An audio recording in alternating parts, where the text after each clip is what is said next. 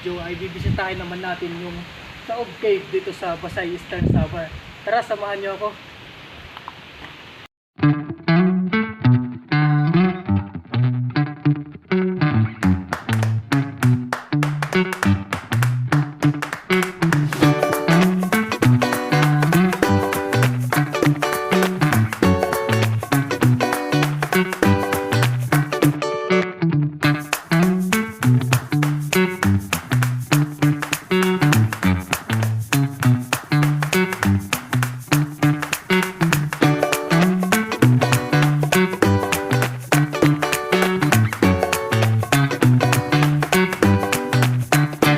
Ganito.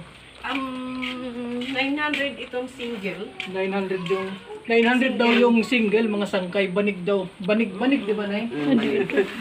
Yung Banig single. na tikog. Opo. Double. Itong double 1,000. Yung double daw 1,000 at saka yung family size Family is 1,100 yung family size. May mga bag din sila dito, mga sangkay, oh. May ginawa din silang bag. May zipper na sa loob. Yung ganitong bag, oh, 1,300. ginawa talaga nila. Yung ganitong bag is umaabot lang ng 1,300. Embroidered ito. Opo. Marami silang bag dito, oh. Ito din, no? Yung mga ganitong design. Magaganda yung bag nila dito. Yung price is 2,000. Ito po yung loob, oh. Maganda tong gamitin para sa mga ano. Pero matitibay yan. Matitibay ito. Pwede nga gamitin pag may mga okasyon. Lalo na kung may fiesta, lagayan ng ano. Lagayan ng bring home. Olo? Bring home talaga. Bring home. Meron din silang ano, yung mga maliliit lang na ano. Na ano tawag? Ano po tawag dito? Wallet. Yung wallet, oh. Para sa mga lagayan ng coins. At saka may chinilas din, oh. Gawa din nila. 150 lang. Pwedeng pangbahay to, mga sangkay, oh. May mga sling bag din, oh. Gaya nito.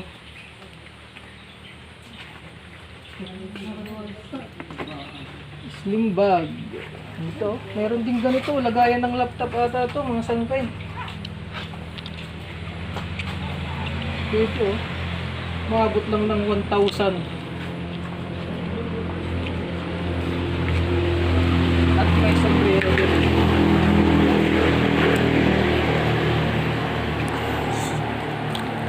Nakipagkwentuhan nga muna ako dito, mga sangkay.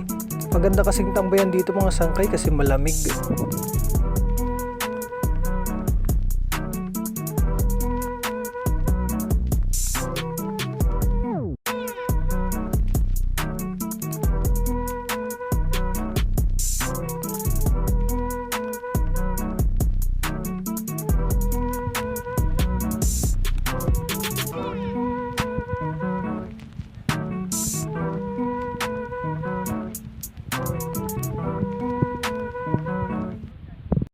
Hangin itong. So, ang stalagmites, niya pagdikit ko, natawag na final. Pwede nga niya pagkaptan, dudugtog man niya. So, pagkaptan na nga niya, namamatay, hindi nakakabuo. Hindi na siya mahaba, ano?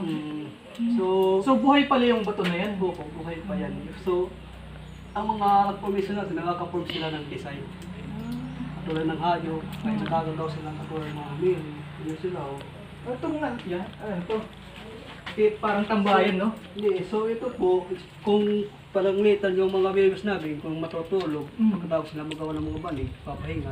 Dito sila nagpapahinga. Ay, sila ate, no? Oo. Kasi nung dumaan kami dito, mga sangkay dati, nung dumaan ako, di pa maayos.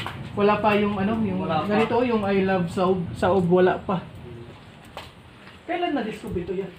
So, ito mo, kasi na 2008 pa. 2008. So, yan ano na lang, parang para Okay. i-develop nyo na lang, no? Kasi pag-aso ng pinag-ulan na, hindi na tuloy yung socket, hindi na tuloy kasi Oo, kasi bawal naman yung mga ano. So, ito naman mga sangkay yung wishing well nila. So, ito po, meron po kayo na tawag na service ko yung Pumuli Rexan. So, meron po natin katang nono kahit ayan na kasi 50 minutes yung kung kalalim niya. So, ginawa po ito ng machine kung paano kalalim. Wala bang ano nito? Wala bang yung kung maghulog ka ng 20 pieces na coins na malaki? Maano ba? Parang maano ba yung wish mo? Matutupad ba agad? Marami po sa dito nagkaano ng mga barya. Maglagang papel. Dati kasi nung pumunta kami dito, wala pa nito. Wala pa, ito pa lang. Yan pa lang, oo. Ito pa lang. Ito, mga sangkay, tingnan mo nga. So ito po, yung tataw natin ito para sa hold. Ginawag natin sa parang hold ito. Ito, ginawa namin ito para sa man-made. Oo, yun nga yung ano ko dati kasi hanggang dito lang. Delikado para sa mga bata na mabuti na lang at linagyan nyo ng ganito. So, sabi ng taga-province, so lulutuin para sa gagawin para sa stainless. Ah, Para makita ang mga para bata. makita talaga ng mga bata, no? Ganda. So, ito Maganda po, yung ano, tataw natin tumutulong ito talaga na- yung municipality ng Basay, ano? Tumutulong talaga sa province, Luisim. province, so... So, ito po, tatawag tayo para sa limestone rocks. Ah, Ito stalak tayo mga formation, limestone rocks. Kasi ang limestone rocks, yan sinasabing matibay na bato. oo. Kahit yan. Pwede itong hawakan. Oo, pwede. Basta ito lang mga stalactite bawal. Ito yung bawal, no? Yung doon niya, ano pa yung meron doon? Mga ayun, makikita natin mga nangabubuo ng mga stalactite, yung mga formation, mga design. Ito po, Meron silang mga kubo dyan, mga sangkay. Kung gusto niya sigurong mag-ano dyan, pwede sigurong magdala ng pagkain dito, no? Yeah. Oo, pwede nagsabi ko sila. Para dyan mag-ano, no? Oo. Yung puti naman. Anong kinuha natin kanina, no? Opo. Marami doon, mga ayun sila, bibilan sila. Bibilan. Okay. Para mabilis na po yan. So dito lang po tayo sa umapak. Kasi madalas dito. Madulas yung ano dito, mga sangkay. Oh. Pero okay naman. Madadaanan naman. So katulad dito sila, dadaan yung pagtutulog tubig niya ako para magduktong niya ilang years. 100 years pa yan eh. Ah, pagdudugtong ano? Oo. Tapos nakaka-form sila ng design katulad Philippine Eagles. Ah, okay na. Parang ganun, no? Ayos din. Katulad nito, no? Ito, mga sangkay. Oh. So Sabi ni nag-ibalik- Kuya, ano lang daw yan? Tubig lang daw na, for example, galing dito, tapos tumutulo lang ng tumutulo, tapos Pumapatak lang. Pumapatak, dumidikit na lang. Ayos din, no? So ilang years, merong mga stalactite, mga puti, kaya ganyan yung nag-ibang kulay. Ah, Pag-ibig siya na inawakan. Kasi dati itong... dapat mga sangkayo, mag-iingat tayo, lalo na yung mga matataas. Baka kasi mauntog, oh. Tsaka bawal kasi maano to, eh.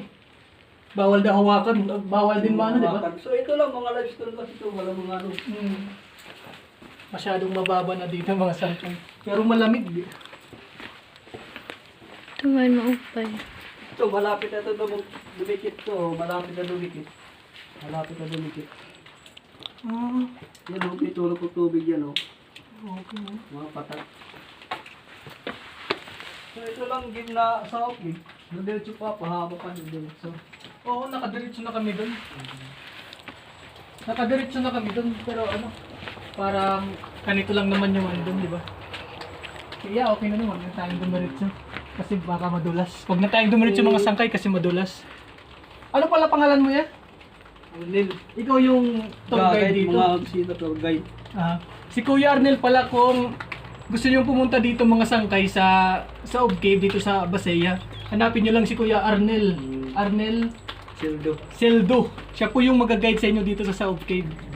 Yun lang.